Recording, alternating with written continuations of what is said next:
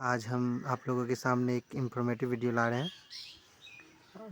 जैसे ही आपका अगर ऑक्सीजन लेवल 50% से कम हो जाए तो आप क्या करेंगे?